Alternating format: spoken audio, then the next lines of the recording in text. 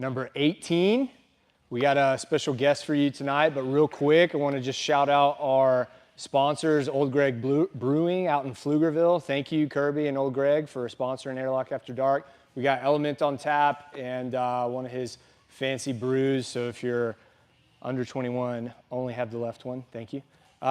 Tonight we have a special guest from Austin at John's Gym, 4th degree black belt, Darrin Lillian.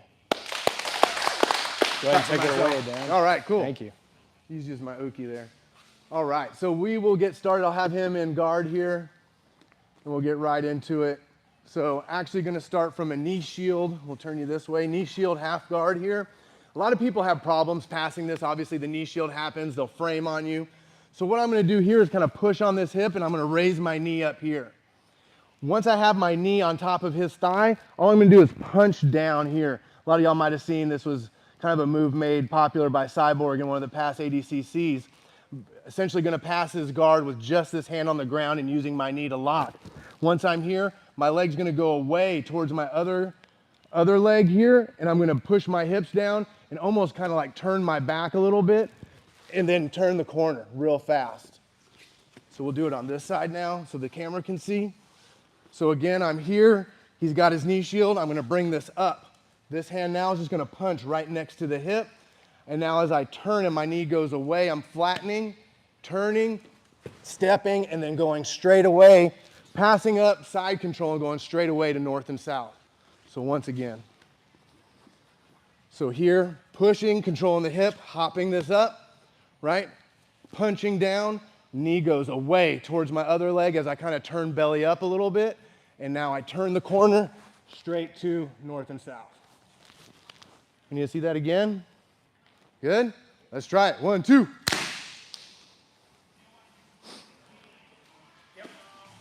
Make sure you turn that belly up to the sky a little bit, but not too much where you lose. Make sure you post this leg out too so you get, there you go. So put your fist on the ground. Make it, you want to be taller. Yeah, straight arm. There you go.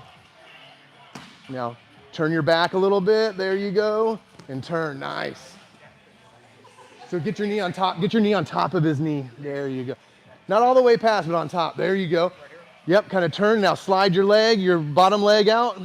Boom. Yep, and then now turn north and south. Boom. There you go. Yes. Nice. Really good.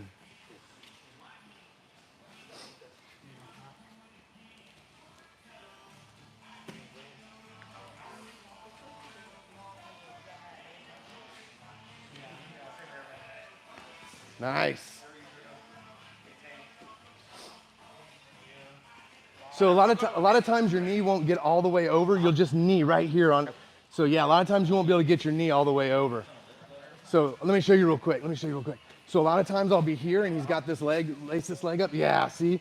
So I'll go here and I'll just kind of step this knee up to here. A lot of times he won't let me get here because he's going to push against me, right? And move me away. So I'm just here, boom.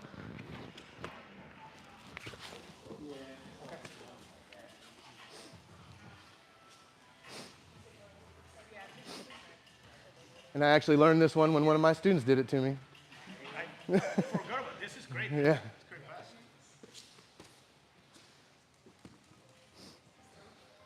There you go. Flatten it. Try to flatten her knee to the ground with your hips and everything. There you go. And then turn. Nice.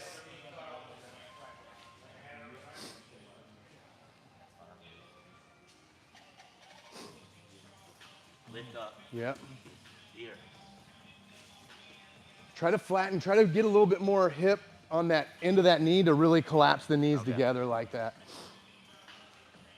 I know you're the Uki, so you didn't get to see it as well. Yeah, so here I'm just gonna like this. Yeah, but push that arm, you want it straight. There you go, so you want it there. There you go, and then you're gonna go. So, yeah, when I come here, so here, right, I go here and I pick up.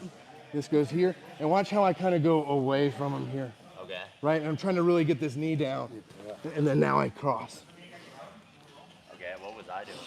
You were kind of, you were bringing your weight a little bit more, like when you got to here, your weight was kind of staying a little bit more here, where I don't have as much strength to push his knee down. I want that lever to really get his knee more down to the ground. All right. Cool, appreciate Uh-huh. Use the lever of the body.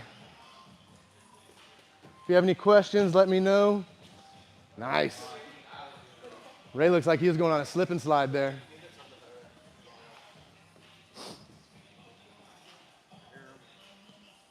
Man, this is the pass I didn't know I needed in my life so much. Right? Yeah. Well, you know, the knee shield half guard gives everybody problems. And with a gi, you have a little bit more apparatus to kind of hold them in place in the pass. Without the gi, you kind of have to go for it. Gotta just launch, basically. Yeah. Nice. Everybody's looking pretty good on this. We'll probably take another 2 minutes. Nice. Only communist play knee shield on this side.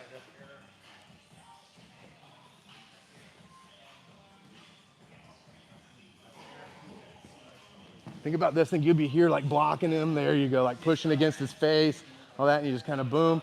Now use that leverage. There you go. Almost think about kind of sliding down his knee a little bit, right? So when I'm here and I bring this up, I want to kind of like slide his, see, right, slide out a little bit to draw this knee down. Because if I just kind of drop it here, he might be able to lift this up a little bit. But as soon as I drop it here, and then I can turn.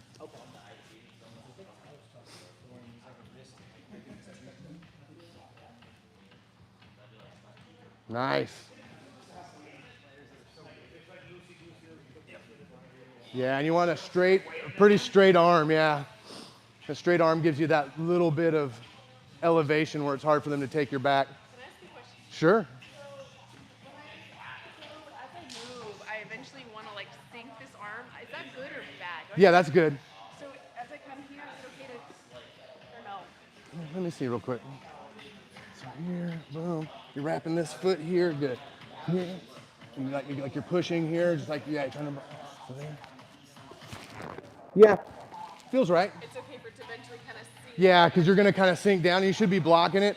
Just be aware if they try to reach towards your back, they might try to like scoot out and try to take your back, but then you just keep circling and you'll beat them. Okay. But yeah. It's okay to like face crank because I'm healing the whole leg, right? Yep. Turn that back. You done this one before or no? Huh? You done this one? I did it once, then I kind of forgot about it. I'm like, hey, how come I'm not using this? It's great, great pass.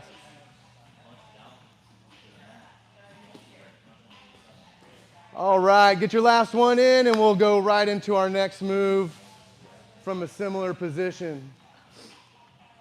So this is one that I've been using lately. And some of my students hate that I do it, but that's okay. So same thing, this time instead of bringing my knee up, what I'm gonna do is I'm gonna fish through here. And I like to get just below the knee or closer to the thigh. I'll gable grip here, and a lot of times what I'm gonna torque a little bit. He'll turn towards his chest or his chest to the ground. As he does, I fall into the knee bar and take it.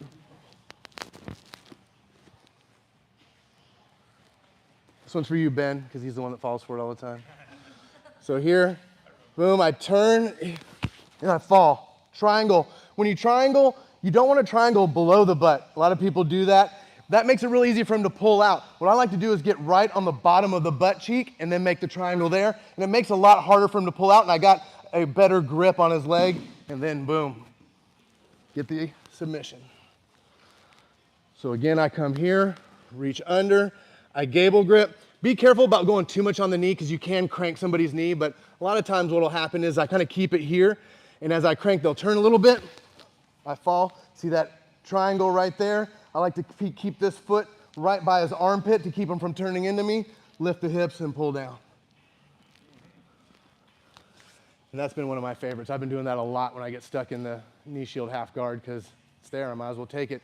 And all I'm looking for is for them to go here and turn a little bit here to help relieve the pressure on the hip that I'm causing with that torquing that leg over. All right? Can you see it again? Are we good?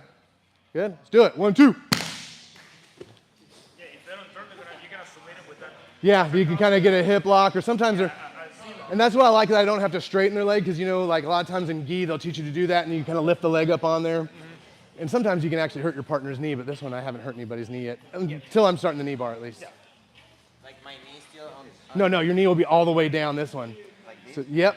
So think about when you make the gable grip, there you go. Now think about torquing his leg over, and he's gonna turn a little bit this way. Now just fall back and throw that right leg over. Boom, there you go. Try to get it right. See how you're a little low? Try to get it right on the bottom of his butt cheek. There you go, and lock it in. And this one, don't go under because he'll start fooling with it. Go right here, because your main goal is to keep him from being able to turn towards you and messing with your alignment of the knee. There you go, then just flex up, pull down. Yeah, both knees are down on this one. Okay, that's And then you're gonna reach under and grip, and you're gonna torque it. And as she starts turning chest down a little bit to the floor, that's where you're gonna fall back, throw that leg over. There you go. And the same thing with this one, try to triangle and use this one, not under. You don't wanna go under, you wanna go right here. There you go.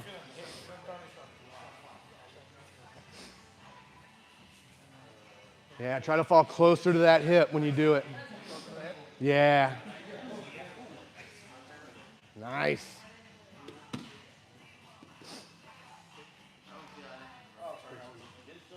They were tapping over there. Ooh, it's tight hamstrings. Probably like me, you probably can't touch your toes that well.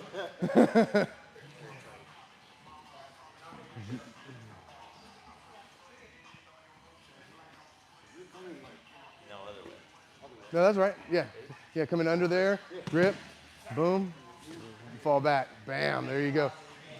Try to get a little bit more. There you go, right there. Yeah, and I just like to put this right here. Good. Then you just, pull up. Yeah, it's really nice on there. Everybody loves it.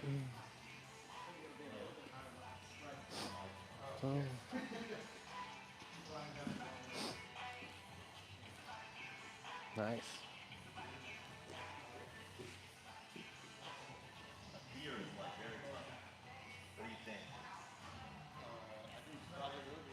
Nice. I like the reach under. Nice. That's it. There you go.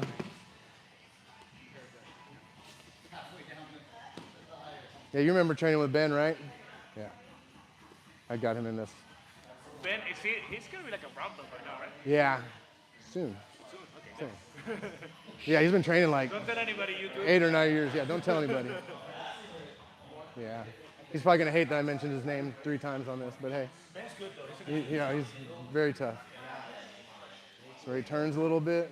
See how you're letting his leg get straight?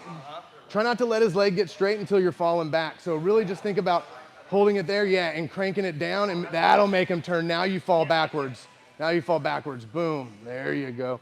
And try to bring this like a bar across his butt. There you go. That's really going to make it feels like his hips separated from his body, or at least his leg is a little bit. If you're kind of triangled over a little bit more, he feels like he can wiggle like this. But if you're right like a bar, straight across the back of the lower butt cheek, stops a lot. Stops a lot of that movement.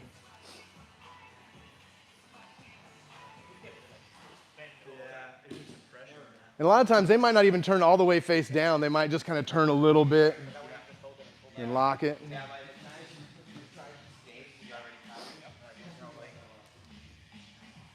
Then of course you can flow to the calf slicer. If they do kind of pull out a little bit, you just flow to the calf slicer. Yeah, all that kind of fun stuff, yeah.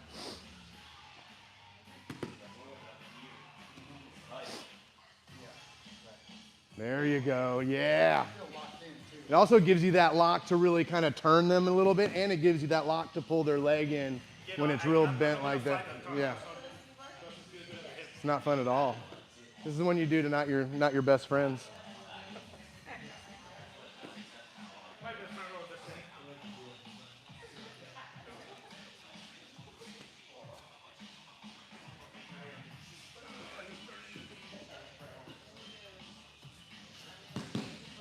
Nice. Like it, I like it.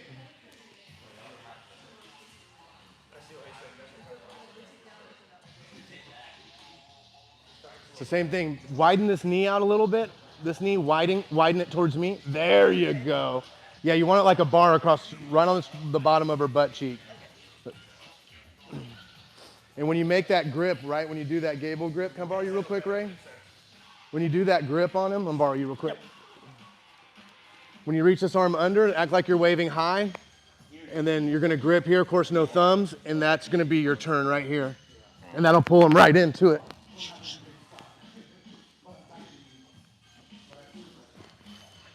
Like I said, one of my faves. Yeah, I hook underneath, wave high to him, grip. Oh, so way high. Okay. Yeah, this hand's away. The hand that goes under is away, and this one's close. So I can really torque it under. That felt tighter. Yeah. Yeah. Nice. Everybody's looking pretty good. Nice. Pretty good. Look at Alex Hernandez hitting knee bars. There you go. Yeah.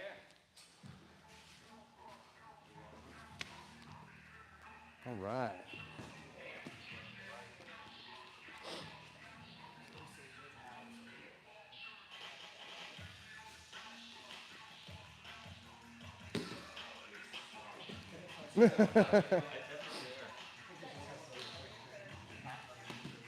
Nice.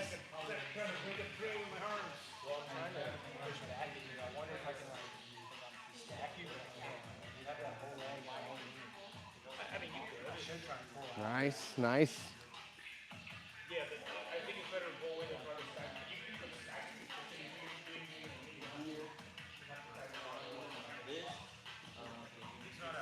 It's not a full position.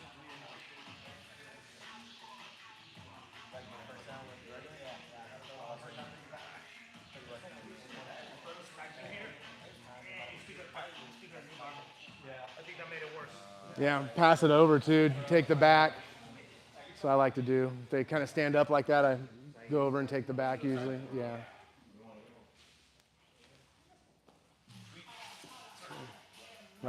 That's all I had planned for today. I can go further if you need me to, but I know we're getting close, so. I think, perfect. There you go. Always have one more thing. That's absolutely true. All right. All right, cool. All right, let's look at one more thing. We got time for one more thing. So this is if that knee bar fails, of course. What they'll try to do is they'll try to run away a little bit, try to scoot away on me. And of course, from there, I'm just gonna go to my calf slicer, right? So once again, I'm in here. Remember, I'm waving hi to them. I'm turning here. As I fall back, I grip this, and if they escape their knee line, I'm gonna immediately sit up and grip to get my calf slicer. And it does happen at times, right? You're sweaty, you're slippery. I'm here, I'm turning him. I take it, he pulls out. I immediately sit up, keeping his foot on my hip and going up for his hip to hug, right? And once I'm here, I can pull him back into it. I can bring my hips forward. I can either pull him back or I can bring my hips forward and pull back, and that'll tighten up that calf slicer there for me. Good? All right, let's try it. 1, 2. Always like to have follow-ups. Yep. She runs away, slips, boom, come up, nice. Try to join your hands and grab, if you can, S grip. You like, bring your fingertips together like that, yeah. Yep. And some people have tighter knees than others. And I like to get those nasty little ankle bones right in that knee pit too.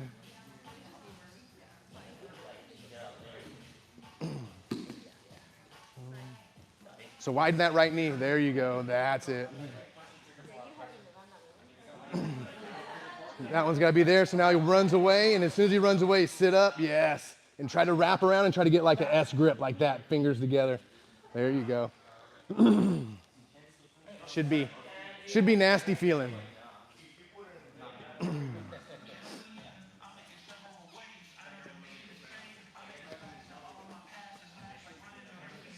So run away, there you go.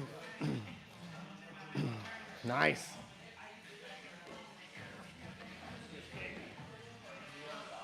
Nice, nice. Nice. Yeah, it gets in there tight. If you get it good, you don't even have to completely go all the way forward, right? Yeah. Tapping before. As long as you can trap their hips, hold and trap their hips, then you can pull it in towards you, or like Ray's doing. Multiple ways to finish it, just depend on what they give you, you know. Some guys might even fall back. I've had guys fall back on me, and then I just pull them in. And That's just me, though. they think they're gonna get out by like trying to like kick their leg out or something.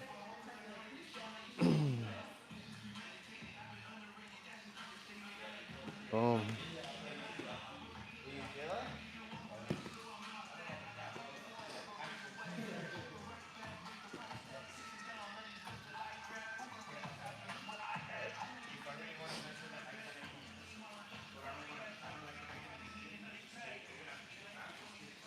Nice.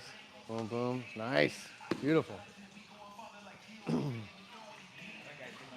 She runs away. Boom. There you go. Nice.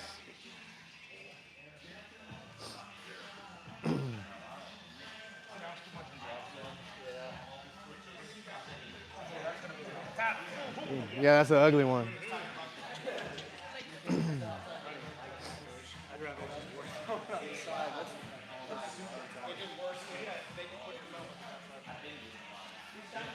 Boom, boom, boom. Widen that right knee out a little bit. Like kind of widen it like that. There you go.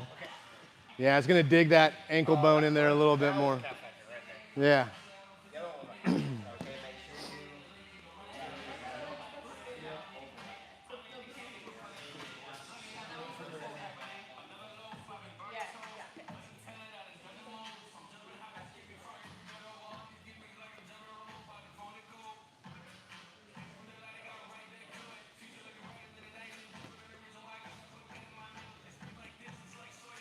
Nice.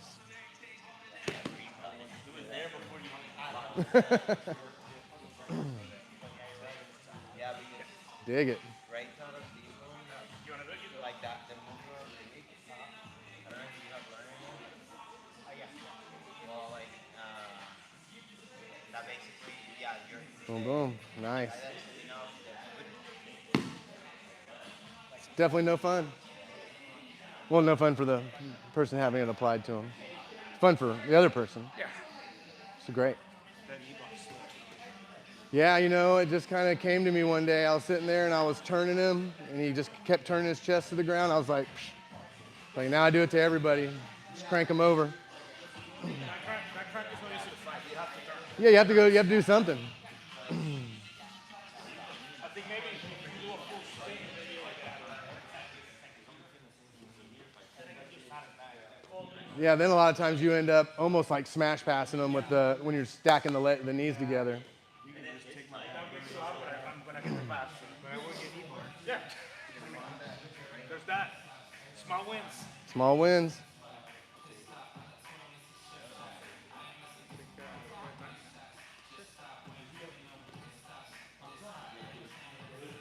All right, everyone. Appreciate it. So, Darrin, we have a couple questions for you, if you don't mind. I got some answers. Just come take a seat over here. Appreciate it. All right. So, we were chatting a little bit before we got started here. 4th degree black belt. Yeah. So, can you tell us a little bit about when you got started, how long you've been training, and what got you into the sport? Yeah, I just started December of '96. I started out. It was 3 years after, the UFC made its debut, and a friend of mine, because you couldn't get UFC 2 or you couldn't get UFC 1 on video cassette back then, so he brought over UFC 2, and I watched it, and I was like, I want to be able to do that after watching Hoist. And so I looked for a gym. I found one that taught it, but they taught kickboxing, so I did. It's kind of a prototypical MMA school, and so I started there. I trained with him for off and on about 8 years, but like I said, I did go to Oklahoma and I trained with at the Lovato Academy for about a year when I was going to college there. What got me into jiu-jitsu was honestly being a young teenager at 19 years old. I got into a fight with one of my friends over a girl, and I realized I had no idea how to fight. It was the most pathetic fight you've probably ever seen in your life, honestly, because neither of us, we were good friends. We didn't want to hurt each other. But yeah, so that's why I got into it. I said, man, I'm 19 years old. I was a cigarette smoker before that, and I'd quit smoking cigarettes. So I said, well, I need to do something to get healthy anyway. And I wasn't interested in going to the gym. I was 120 pounds, soaking wet, and I wasn't going to go in the gym and look like a fool trying to barely bench press the bar. And so I decided martial arts when my friend showed me that UFC, and that's how I got started. That's incredible. So over the years, have you primarily, I know you were in Oklahoma City for 1 year, you've been in Austin, the Austin area for pretty much that entire time? Correct, yeah. In 2005, I broke off from my first coach and started training with a coach out of Houston named Travis Took. So I met him in '05 and been training with him ever since. And I got my black belt from him in '09. That's incredible. Yeah. I'm gonna go off the rails real quick here. Obviously, Austin has become the capital of the world for jiu-jitsu in the last few years here. What are your thoughts on that, as you've seen it, transpire, literally from start to where it's at Yeah, now? I mean, in '96 when I started, there was one black belt in Texas, and there was, I think, the highest ranked guy even in town. Like I said, there was Vandry, who was a blue belt at the time. There was a guy named Mark, who was in Leander area, was a purple belt. But those are the highest ranked guys in the area, and now there's just black belts everywhere. And it being the Mecca, I've seen it change a lot. Like I was just talking to Ray about this. I've seen, at first Dallas was the Mecca because that's where Machado was, and he was the one spreading everything in Texas. And then it transferred down to like Houston for a long time because Houston had a lot of really good jiu-jitsu guys like my coach and like Alvis Solis and all these guys were there that had been training a long time. And then it transferred almost to like San Antonio for a little bit because they had like the Pineros and all those guys that went to San Antonio and made it real big. And now it's Austin's turn. So I'm glad, I'm glad to see, the skill level in Austin, and it's getting the notoriety it deserves. Like I said, I've been, this December will be my 30 years of training jiu-jitsu. So yeah, it's been quite the journey. That's incredible. I love that.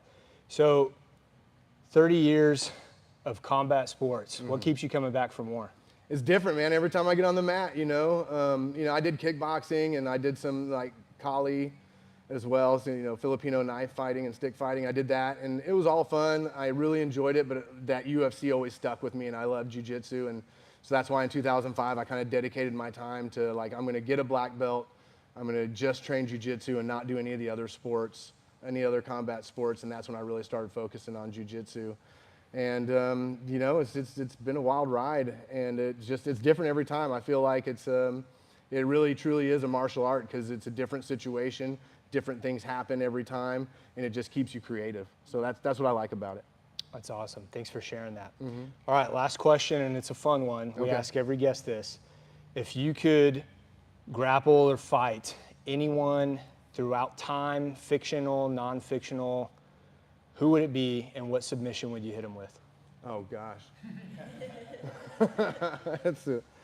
God, man, that's a tough one. Anybody throughout history, fiction or nonfiction?